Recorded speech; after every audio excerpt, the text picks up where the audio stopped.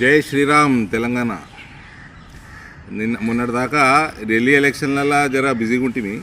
నిన్న ఇక ఆదివారం తెలంగాణలో ఎవరు నడుచుకుంటుండ్రు ఏంటి కథ జర దృష్టి పెడితే ఈ కాస్ట్ సెన్సస్ పంచాయతీ ఎక్కువైంది తెలంగాణలో. అసలు ఏం చేసిండు రేవంత్ నా మిత్రుడు ఏం చేసిండు అని అసలు కాస్ట్ సెన్సస్ ఏంది అని తెప్పిస్తే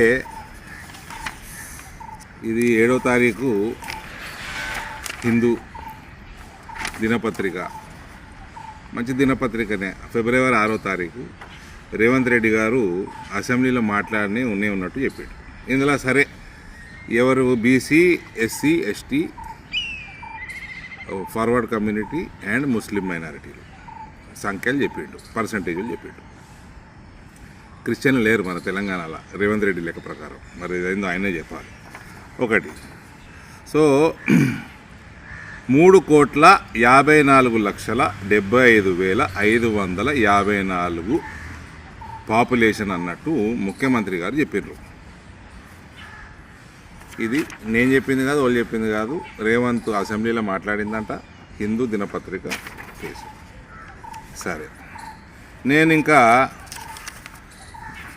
మా వాళ్ళకి ఫోన్ చేసి మా వానికి చెప్పి అసలు తెలంగాణలో ఎలక్టోరల్ రోల్ ఎంతున్నది, ఎలక్షన్ కమిషన్ వెబ్సైట్లకి వెళ్ళి తీయండి అంటే ఈ 33 జిల్లాలు అసెంబ్లీ నియోజకవర్గాల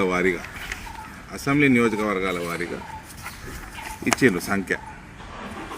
లేటెస్ట్ 3,27,27,925 ఓటర్లు.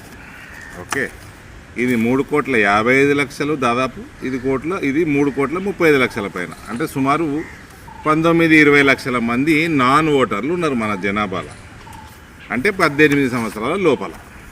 సరే, ఇంకో పంచాయతీ ఏంది అసలు ఏంది ఇది ఇంతేనా ఉంటారా అని నేను అసలు 18 సంవత్సరాల లోపల మైనర్లు ఎందరు ఉన్నారు జర తీయండి లెక్క అన్న. సో తెలంగాణ రాష్ట్ర ప్రభుత్వం యొక్క పోర్టల్లోకి వెళ్ళి తీస్తే 0 నుంచి 6 సంవత్సరాల లోపల ఉన్న పిల్లలు 38.99, అంటే 39 లక్షల మంది పిల్లలు ఉన్నారు 6 సంవత్సరాల లోపల. 6 నుంచి 18, ఇది 6 సంవత్సరాలు, అది 12 సంవత్సరాలు, అంటే దీనికి డబల్ ఉండాలి సుమారు, అంటే 80 లక్షలు ఉండాలి. సరే, తక్కువ పట్టుకోరు, 60 లక్షలే పట్టుకోరు, అంటే దాదాపు 1 కోటి మంది పిల్లలు నాన్ ఓటర్లు ఉన్నారు. అంటే జనాభా ఎంత కావాలండి? 335 ఓటర్లు 1 కోటి మంది, ఇది 435 కంటే తక్కువ జనాభా ఉండదు. ఇదో సర్వే కాదు, ఇదో మన్ను కాదు, సూలకుట్ల సర్వే చేసినాం రేవంత్. ఒకటి. రెండవది, ఈ కులం పంచాయతీ మొదలుపెట్టింది దీంతో చేసి నా కులం పెద్దది, నీ కులం పెద్దది, ఈ పంచాయతీ ఎక్కడున్నా కూడా భారతీయ జనతా పార్టీలో ఉండకూడదు.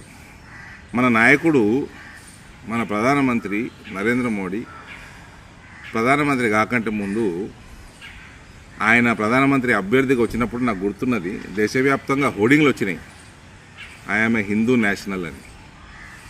భారతీయ జనతా పార్టీలో పనిచేసుకోవాలంటే, ఈ దేశం భవిష్యత్తును కాపాడాలంటే, హిందూ రాష్ట్రాన్ని నిర్మించాలంటే నా కులం హిందుత్వం, నా కులం భారతీయతత్వం తప్ప వేరేది ఉండదు. ఇక ఇది ఎవరన్నా భారతీయ జనతా పార్టీల కులాల గురించి మాట్లాడితే అది భారతీయ జనతా పార్టీ హైకమాండ్ సహించదు, సహించకూడదు కూడా.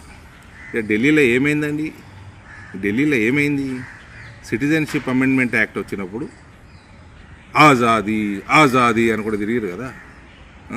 వాళ్ళందరినీ హిందువులందరూ ఒకటై దౌడ మీద ఒకటి వీక్తే దౌడ పనులన్నిటికీ ఆజాదీ వచ్చింది. అందులో కేజ్రీవాల్ గాని పనులు ఉన్నాయి, సిసోడియా గాని పనులు కూడా ఉన్నాయి. అందులో దౌడ పనులు. కేసీఆర్ కులం చాలా పెద్దదని ముఖ్యమంత్రి అయిందండి. కేసీఆర్ కులం సంఖ్య ఎంత అండి? 1% ఉంటుంది, కొద్దిగా అటు ఉంటుంది. ఆయన ముఖ్యమంత్రి అందుకే అయిందండి, కులం పెద్దదని అయిందా? తెలంగాణ రాష్ట్రం కోసం కొట్లాడిండని కేసీఆర్ని ముఖ్యమంత్రి చేసారు, ఆయన కోట్లు వేసారు.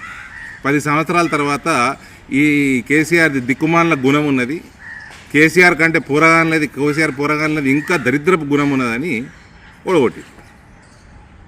ఇక్కడ కులం కాదు, గుణం ముఖ్యం రాజకీయాలలో. ఇంకోటి, ఈ బీసీలు 46%, ఓసీలు 13%, ఎస్సీ 17%, ఎస్టీ 10% పైన, మైనారిటీలు సుమారు 13%. ఇవన్నీ 100 అయిపోయినాయి. క్రిస్టియన్లు లేనేలేరు అంటుండు రేవంత్. సరే, ఇవన్నీ 100% అయిపోయినాయి. ఇది ఒఫీషియల్గా వచ్చింది బయటికి. ఈ కులాల వారీగా నెంబర్లు ఒఫీషియల్గా రాలేదు. ఈ లీకులు ఏంది? దమ్ముంటే రేవంత్ ఏదైతే లీకులు ఇస్తుండ్రో, మీరు ఇస్తుండ్రా, ఆ కేసీఆర్ ఇస్తున్నాడా, టీఆర్ఎస్ వాళ్ళు కలిసి చేపిస్తున్నారా, ఇదంతా రాజకీయము, బీజేపీ వాళ్ళు ఎవరైనా బుట్టలు పడుతుండ్రా, తెలిసి పడుతుండ్రా, తెలియక పడుతుండ్రా, కావాల్సుకొని పడుతుండ్రా, ఇదంతా తెలవాలంటే ఒఫీషియల్ చేయండి నెంబర్లు. గంట సేపట్లో అవి తప్పని రుజువు చేస్తా. గంట సేపట్లోనే ఇప్పుడు లీక్లలో వచ్చేటి అన్నీ. కాబట్టి రాజకీయాలలో రాష్ట్రానికి కానీ దేశానికి కానీ కులం కాదు, గుణం ముఖ్యం. భారత్ మాతాకి జై.